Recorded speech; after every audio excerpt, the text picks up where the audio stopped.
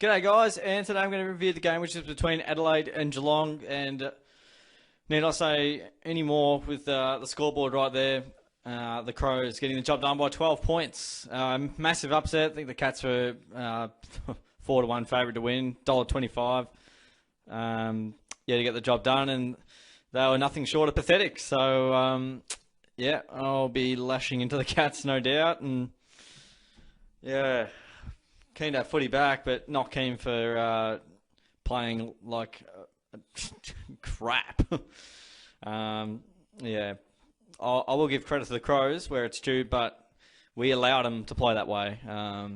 And it was very disappointing watching on. And the moment they started off well, the Crows, I just knew it was going to be one of those days. And going into the game, I was a bit hesitant, knowing full well last time it took 3.5 quarters for us to finally... it wasn't until halfway through the last quarter where we kicked a couple of goals to finally get over the top of them. So I knew they weren't going to be easy, and I knew they would be hungry, and I don't think Geelong did. Don't know why, but Adelaide all day pressure. They played this the same way as they did last time, and names have changed, and no Crouch brothers anymore, but that didn't matter. They had a bunch of 5-year-olds beating 3-time premiership greats and in the midfield and whatnot. So, I'm incredibly frustrated. We typically start seasons off really well. It was kind of a danger game, and we rocked up and thought it was going to happen for us, and it didn't. I mean, look at the scoreline here. They got us. They had the jump on us, 7 goals. I think it got out to 43. It's roughly what happened. Yeah, it looks like it got out to 43. From there, I was like, well, I know we're coming back, but we've left it too late, and we've made our own bed by getting 43 points down. When Texas kicking 5, and when you make Frampton look like Wayne Carey, you're in a bit of strife, and good luck winning that.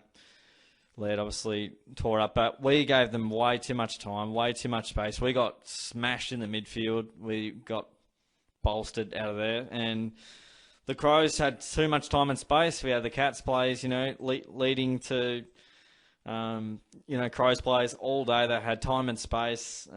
We didn't have any time and space, but that's because Geelong didn't have a work rate that Adelaide had. So that's the difference. They were always going to be hungry, and Geelong, they got ahead of themselves, and they continue to get ahead of themselves every time they play sides that they should beat. So this is such a frequent thing, and they just simply cannot learn. If it's not my headline, I've gone crazy if it's not my headline. But the Cats they do not learn. They've lost this way so many times, and even when we're 40 or so points down, I had great confidence we'd come back. I didn't think we'd win. I knew we'd come back and give ourselves a chance, and we did, and we had a chance late, and Hawkins misses, and but you can't put it down to those moments, but you kind of can when you give yourself that chance. It does come down to those moments. However, it's the reason that's just a symptom, but the root cause is you let a team 43 points up to halfway through the third.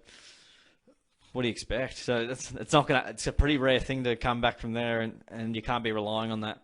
But Geelong got ahead of themselves quite simply. They thought it was going to happen for them, and they got what they deserved. Geelong just didn't have time or space all day, and that's credit to the Crows. So what I can give credit to the Crows for was the pressure and the way they set up, and they had the game on their terms. However, Geelong's pressure, especially early on for the first half, was under 18 stuff, just shocking. We allowed Adelaide to get the game on their terms. With their inability to chase, with our inability to work hard. Adelaide were constantly outnumbering us at the contest, which means that Geelong players aren't working hard enough, and Adelaide are outworking, which they showed, and it happened all day. When Geelong did get on a roll, it was positive to see the ball movement and bits and pieces like that, and the pressure we were able to apply. But you can't wait till the third term, and we're always waiting for these heroic comebacks. You can't be relying on those.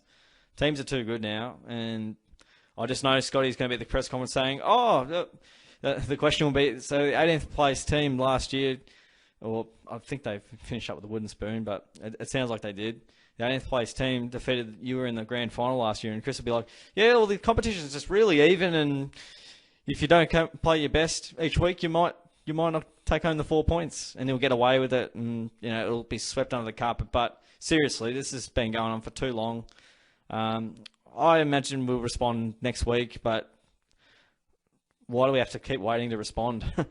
we should have already started off the season 1-0, and we should have been winning this game by 6 to 10 goals. So even if we did win today, it would have been an amazing comeback, but equally you would have been disappointed in not getting the actual result. So that's the thing with these games that against lower ranked sides, especially Wood and Spooners, and they were playing much better footy in the second half of the year, the Crows. I mean, that it all started against us, coincidentally.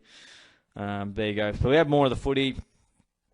Probably Adelaide just got much more bang for buck with their disposal. Their kicks were just spot on. But when you don't apply much pressure, of course their kicks are going to be great. Inside 50s. So I looked at the stats at halftime and nothing really stood out, but just the Crows' ability to be more effective, and they just got more out of their disposals than we did. We did lots of little handballs and sideways stuff, and eventually took the game on. And confirmation bias, but I feel like whenever the game is not on your terms, and it definitely when you're first to the ball, you're going to get more free kicks. However, in the last quarter, I feel like there was so many possible holding the ball decisions that if it was Geelong, it would have been holding the ball. It was Adelaide, and there was just so many ball ups. I remember there was a holding the ball decision that wasn't paid when we tackled Adelaide Crows play, and then it went out of bounds, and it was cool, throw it in. But then a Geelong player, I think it was Atkins or someone, got tackled over the boundary line, had his prior, and then they said holding the ball. So, yeah, you kind of make your own luck, I think. But I wouldn't say the umpires had a great day, but we didn't lose because of umpires. We lost because we got ahead of ourselves. I just like to tack that on just for fun, really. We won the clearances in the end, but there's clearances and clearances. I reckon that would have been a lot of that made up in the second half, but we just got belted around the ball. We couldn't get the ground ball, which was, when you can't win the ball on the deck, well, good luck to your defenders. They can't defend like that all day. And I definitely think this rule is going to be maybe against Geelong's favour, really. They really like to, control the ball, takes its time, because when teams run through us, you see how easy it is to get goals, and the zone defence just falls down, unfortunately. But yeah, the Crows got us inside the contest, as you can see there. On the outside, we had plenty of the ball, but gosh, a lot of it was under pressure. But that doesn't really make sense because it's uncontested. But yeah, anyway, we do like to control. We didn't feel like we got 80 marks. I feel like we barely marked the ball, to be honest. But yeah, the Crows took a bunch of marks, and if you're taking near 100 marks, well, you're doing pretty well. I can give us credit for coming back and fighting back and not losing by 10 goals, but equally we should have been winning by 10 goals, but that's okay. My mindset right there is what the Cats went in with today. Tackles are pretty similar, 1%ers, surely more to the Crows. Like, the Crows had so many great efforts throughout the game. Lockie Murphy's tackle late, and yeah, just they were in for the fight, and they were not going down without 4 points. The votes are pretty tough. It's always tough in a loss when picking votes, but I'll give them one. What do I do? 1, 2, 3, or 3, 2, 1? I'll do 3, 2, 1. Parford gets 3 for mine. It was tough to sort of pick it best on. I'll explain in a moment. 2 goals, 18 touches, 9 tackles I was impressed with. 3 clearances. So sort of throughout the game, he was just always kind of around, and he kept us in the game, with a couple of goals. And I like the way he sort of goes about it. He always tackles hard, and I don't reckon there'd be many players near 9 tackles for us. I'm seeing a lot of low numbers there. Someone got 7. Yeah, Berry, who played like a super. We made him look like a superstar, and yeah, a lot of tackles from the Crows. So yeah, he probably worked the hardest, tried his hardest, and he was ducking and weaving and escaping tackles. 2 votes to Dangerfield. He got 26 and got 6 marks, 6 clearances, 2 tackles. It was good when he was actually in the midfield, and he gained 750 metres. So I mean, that's a lot of territory in a game. It's a massive amount. I think Jaden Shaw got that in the grand final thereabouts. Might have been 700 or 800. I can't remember, but to gain that kind of territory was really good. 1 vote I'll go to Blitzarves. He got a goal, which was really valuable. 17 touches. 5 marks next to his name, and yeah, got a couple of hit outs, a couple of clearances, if I can speak, a couple of tackles in there. I just felt like as the game was starting to turn, it was blitz-offs off the back of him. I'll obviously give a few honourable mentions. Isaac Smith was pretty solid for his first game. He kicked a couple of goals, 20 touches. So, yeah, liked the way he went about it. He was sort of quiet early, but then he just slowly worked his way into the game. Guthrie was okay, kicked a goal, 23 touches. He was probably one of our better players. I think he got 5 tackles there. Equally had some shocking kicks, and yeah, but not many players played well. Stewart's game was pretty solid, 21. Joel Selwood attacked it early, and it was certainly involved early. Probably went out as the game went on, like a lot of their players. That's probably why I was going to give Dangerfield 3, but went missing in the last quarter when it really counted, so that kind of went against him. No, my like Parfitt probably went missing as well with the 3 votes. But yeah, the 3 votes was very tough. 2 and 1 was clear cut for me, but yeah, tricky. Cole Jasny wasn't too bad, but if he was on Taylor Walker, then well, pretty bad. I don't really know who was on Taylor Walker. I just saw him kick 5 goals, and it could have been Cole Jasny, could have been Hendo. I'm not sure. Higgins was solid, kicked a couple of points, but yeah, look, he'll be better for the run. Menegola looked like he got hurt. Yeah, kicked a goal. He's so slow sometimes. And how was he not aware at the 50-metre line going for that shot? Stanley, not too bad. Kicked a goal, 14. Myers kicked a goal, 16 touches. Myers, he finds a bit of the ball, but gee, he doesn't do a lot with it. He frustrates me with some of his kicks. Hawkins should have probably kicked 5 or 6 today. He was on an absolute no-namer, but first game, I think, Jordan Butts bloody looked like Alex Rance. We made him look great. We didn't look very good going forward. We really didn't use the ball well. Clark wasn't too bad with 18. Zach Guthrie just should never play ever again. He kicked it short when he went to a 50-50 ball to the wing, and then that led into a goal. Then he had a shot at goal and missed it, and I just don't know what they see in him. He's not quick. He's not strong. He's not a very good kick. What's in this bloke? Tom Atkins was okay. Gets pinged a lot. Henderson did all right, but again, I don't know who was on Taylor Walker directly. But I think he went okay, generally. Dalhouse kicked a goal, but quiet. O'Connor tried his hardest down back. Jenkins was okay early, but then just poor after that. Rowan kicked a goal, should have kicked 2. I don't know how you missed from 30 out, straight in front. Constable came on as the injury sub and got a bit of the ball. Yeah, so back to the drawing board for the Cats. Chopping block time.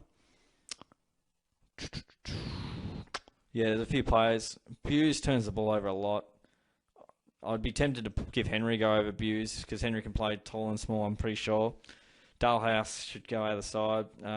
Where's Rowan? Rowan could nearly go out the side as well. Myers hasn't been dropped, and I'll tell you what, I know Menegola will be out. We need Mitch Duncan. We really missed Mitch Duncan today. But again, it wasn't about who was out there. Oh, no Jeremy Cameron. I think if Jeremy Cameron plays, we probably win because then Dangerfield just plays midfield the whole game and we don't get smashed in the midfield. And we do get smashed in the midfield, then we just play Dangerfield forward and it doesn't get there and you kind of have an egg on your face. But yeah, I'm incredibly disappointed and incredibly frustrated. Yeah, I've seen it so many times and it's just so frustrating. So anyway, hope you can share my pain, Cats fans. Disappointing, and this is gonna, round 23. This is gonna come back and bite us. I can guarantee it. It'll cost us whether it's I don't even know if we're gonna make the 8. We'll see. I'm going a bit a bit crazy early on, but you don't know if this costs you a top 4 spot. I've been doing plenty of Geelong goal videos as you've seen, and I'm going through it. I'm going, if we won that game, then we're top 2, and then we play Sydney at GMHBA instead of playing Fremantle, and you just never know what happens in 2013. So, this game will bite us. This game will bite us later in the year. I can absolutely guarantee you, whether it costs us top 2, top 4, top 8, it will. So, there we go. I think that's enough for me. That's the review of the game. Terrible Cats. Crows are really good. Take my hat off to them. And I can just about guarantee that Geelong will win next week, and I can guarantee the Crows will lose next week. So anyway, we'll see what happens there. Thanks for watching, guys. Give the video a like, subscribe away, all that good stuff, so you don't miss out on any Cats reviews. And yeah, subscribe away, because I've got just so many Geelong Gold videos in the process of being uploaded. So stay on board for that, and tips and all sorts of bits and pieces. So thanks again, guys. Catch you soon, and I'll see you in the next video.